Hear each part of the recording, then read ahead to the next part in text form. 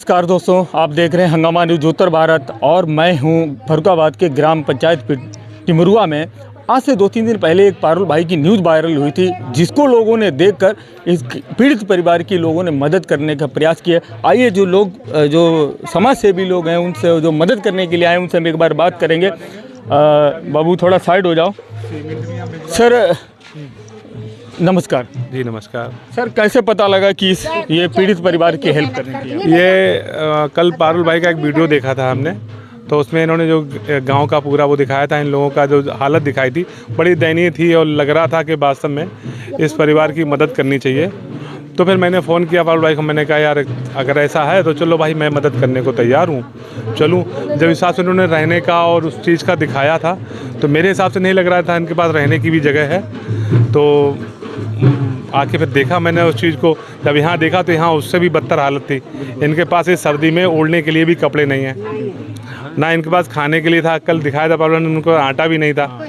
तो हमने कहा चलो वर्तमान में जो अविलंब जितनी मदद हो सकती है उतना काम कर रहे हैं हम। तो भैया इनके लिए राशन और इनके कम्बल जो भी व्यवस्था थी वो तो मैं ले आया, मगर हाँ ये भी है, मैं इनका 1 महीने के अंदर इनका रहने का तो मैं अपने पास से इनको बनवा के दूँ। घर भी? हाँ, घर हम बनवा के इनको, इनका जो कमरा है और ये इनकी रहने की व्यवस्था है वो मैं अपने पैसे से इनको बनवा के दे देता हूँ और इसी महीने बनवा दूंगा, ऐसा नहीं है। बहुत बड़ी बात कह दी है भैया ने। आजकल लोग राजनीति के लिए मैदान में आते हैं, लेकिन भैया का कोई स्वार्थ नहीं है इस परिवार के लिए, लेकिन इन्होंने दिल से इन्होंने मदद की है। और चाचा जी इधर आइए, आप खुश हैं? हाँ खुश हैं बाबूजी, खुश हैं बाबूजी। भैया का धन्यवाद किया आपने? हाँ धन्यवाद। अरे नहीं, अच्छा चाचा, हमने एक सवाल पूछा था आपसे इससे पहले कि आपके पास कल पैसे नहीं थे? नहीं थे, नहीं थे, एक पैसा नहीं थे। अब हैं? अब हाँ, हाथ में पकड़े। अच्छा, खुश हो? खूब खुश हैं। 4000 है बाबूजी। आराम से आटा ले आना, बढ़िया आटा, राशन, पानी ये सब लाना और किसी को देना मत। देना ही। और भैया ने बोला है कि आपको घर भी बनवा के देंगे, छत बनवा के देंगे, हैं? और बच्चों के लिए कपड़े ले लेना। और एक छोटू को दिखाते हैं, इसके पास कल अंडरवियर नहीं था तेरे पास, आप पहन लो। आप पहन लिया है।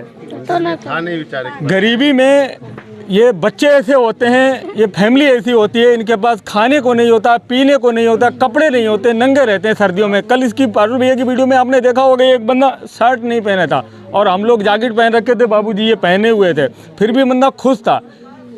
ये परमपिता परमात्मा और गरीबी की जो मजबूती होती है ना, वो हर किसी को नहीं मिलती है। मैं एक बार और यहाँ के जो MP और MLA और वर्तमान में जो कोटेदार और प्रधान हैं, प्रधान सबसे बड़ा निकम्मा होता है जो गांव को कमज़ोर करने में। और वोट के समय ये क्रीम पाउडर लगाएगा, गांव में आ जाएगा कि भैया वोट दे दो। सर मैं आपका बहुत बहुत धन्यवाद करता हूं कि आपने इनकी समस्या सुनी।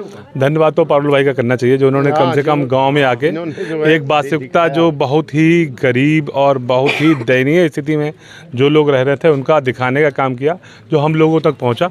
लगा हमें इस चीज़ को आना चाहिए तो हम आए, और जो उनकी हेल्प करने का काम हमने किया वो तो खैर ईश्वर की मर्जी है, तो उसमें हम अपना नहीं श्रेय लेते हैं। वो बहुत पुरानी एक कहावत है कि, एक बहुत छोटी सी बात बताऊंगा। एक बच्चा भगवान से प्रार्थना करता था कि हे भगवान हमें कम्बल दे दो, सपोज चाहे यही बच्चा हो, तो भगवान तो स्वयं आते नहीं, बिल्कुल भगवान किसी ना किसी को भेज देते हैं, कोई ना कोई रास्ता बना देते हैं। तो पारुल भाई ने एक रास्ता दिखाया और हम तक इनका जो वीडियो पहुंचा और उसको देख के हम लोगों ने एक काम करने का वो किया। तो इसमें हमारा अपना कुछ नहीं, सब ईश्वर की मर्जी है।